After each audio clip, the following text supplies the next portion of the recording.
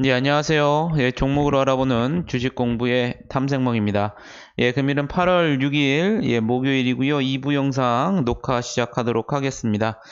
처음 오신 분들 구독과 예, 좋아요 한 번씩 부탁드리겠습니다. 금일도 마찬가지로 상한가부터 시간의 특징주까지 한번 같이 알아보는 시간 가져보도록 하겠습니다.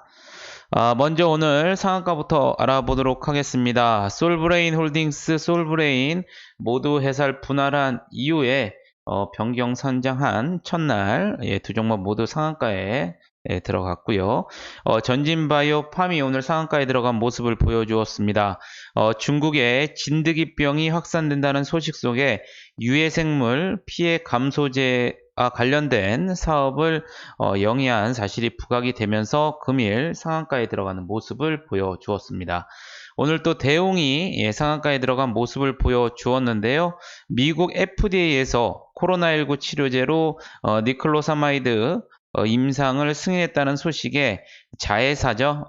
대웅 테라퓨틱스가 관련 기술을 보유한 사실이 부각이 되면서 금일 대웅이 상한가에 들어가는 모습을 보여주었습니다.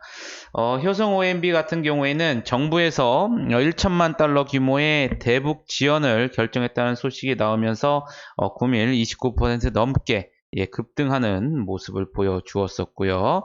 하나 마이크론 같은 경우에는 3분기 실적 턴어라운드 전망 속에 금일 25% 넘게 상승하는 모습을 보여주었습니다.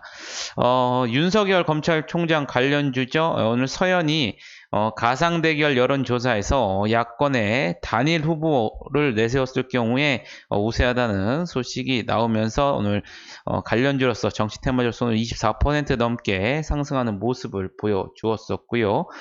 캠트로스 같은 경우에는 금일 2차전지 테마들이 상승 속에서 삼성 포토레지스트 핵심 소재 개발 협력사로 부각이 되는 모멘텀이 지속적으로 반영이 되면서 금일도 20% 넘게 급등하는 모습을 보여주었습니다.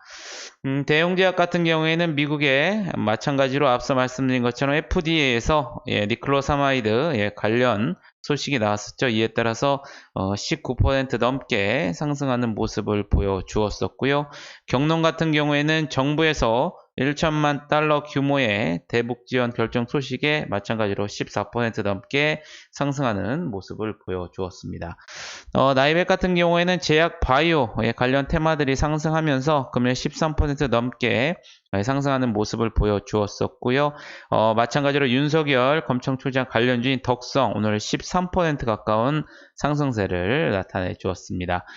메가이CS 글로벌 호흡기 수요 폭증에 따른 실적 성장 기대감이 지속적으로 반영이 되면서 금일 12% 넘게 상승하는 모습을 보여주었었고요.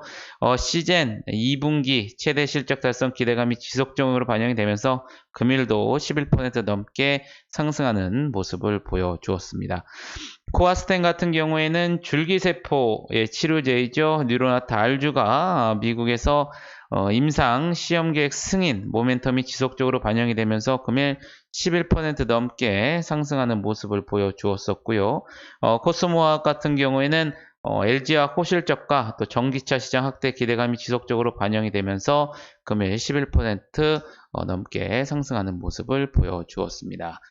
유유제약 같은 경우에 마찬가지로 제약 바이오 관련 테마들이 상승하면서 금일 11% 상승하는 모습을 보여주었었고요. 3일제약 같은 경우에는 갈메드사의 비알코올성 지방 간염 치료제인 아람코를 국내에 판권 보유했던 사실이 부각이 되면서 금일 10% 넘게 상승하는 모습을 보여주었습니다. 셀리버리 같은 경우에는 신약이 코로나19 영장류와 관련된 임상 효능 확인 중간 결과 발표 소식에 금일 10% 넘게 상승하는 모습을 보여주었었고요. 효성중공업 같은 경우에는 다양한 사업 확장 기대감 속에 금일 10% 넘게 상승하는 모습을 보여주었습니다. KTB투자증권 같은 경우에는 미래에셋대우의 어닝 서프라이즈와 또 금일도 국내 증시 강세 속에서 9% 넘게 상승하는 모습을 보여주었었고요. 쿠크홈시스 같은 경우에는 공기청정기 판매 호조와 또 2분기 실적 선방 기대감이 반영이 되면서 금일 9%대 상승하는 모습을 보여주었습니다. 후성 같은 경우에는 마찬가지로 LG화 호실적과 또 전기차 시장 확대 기대감 지속 속에 오늘 9% 넘게 상승하는 모습을 보여주었었고요. 해무라 푸드서비스, 콜마 B&H 모두 2분기 실적 발표로 인해서 9% 넘게 상승하는 모습을 보여주었습니다. 안트론바이오 같은 경우에는 여드름 원인균을 대상으로 안신약 물질을 확보했다는 소식이 나오면서 9% 넘게 상승하는 모습을 보여주었었고요. 코다코 같은 경우에는 최대주주 특별관계자에 대한 지분 확대 소식 속에 9% 상승하면서 금일 시장을 마감하였습니다. 그러면 시간에서는 어떠한 종목들이 강한 모습을 보여주었는지 같이 한번 알아보도록 하겠습니다.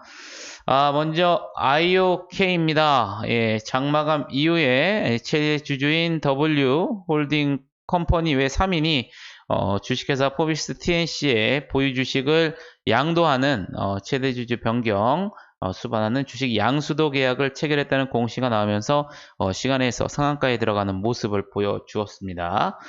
두산인프라코어 같은 경우에는 또 장마감 이후에 현대중공업 그룹에서 두산인프라코어와 관련된 인수를 검토한다는 기사가 나오면서 시간에서 강한 모습을 보여주었었고요.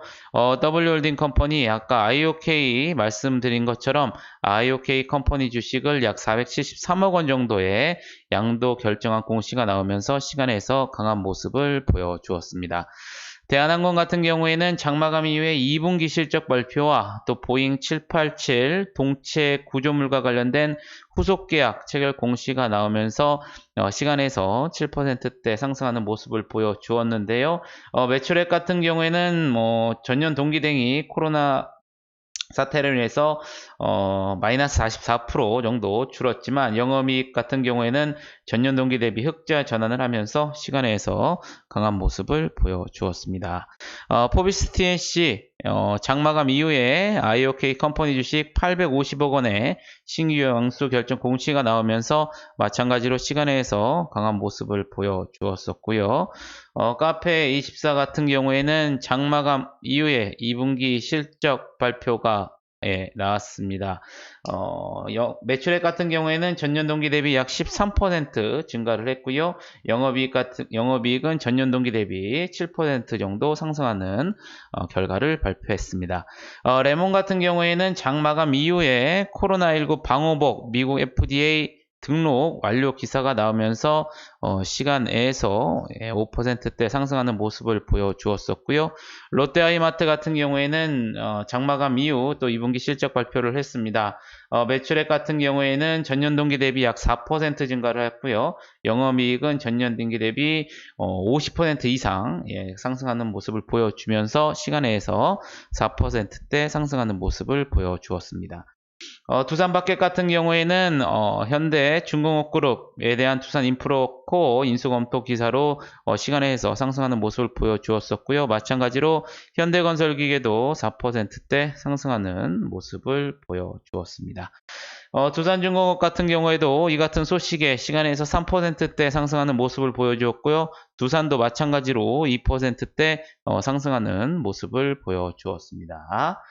톱텍 같은 경우에는 앞서 말씀드린 자회사인 레몬이 코로나19 방호복 관련된 미국 FDA 등록 완료 기사로 인해서 시간에서 3%대 상승하는 모습을 보여주었고요. 한진칼 같은 경우에는 자회사인 대한항공 2분기 실적 발표로 인해서 시간에서 상승하는 모습을 보여주었습니다. 마지막으로 T로보틱스 장마감 이후에 2분기 실적 발표를 나타냈는데요. 매출액 같은 경우에는 전년 동기 대비 약 100% 넘게 증가를 했고요. 영업이익 같은 경우에는 전년 동기 대비 흑자 전하면서 시간에서 3%대 상승하는 모습을 보여주었습니다.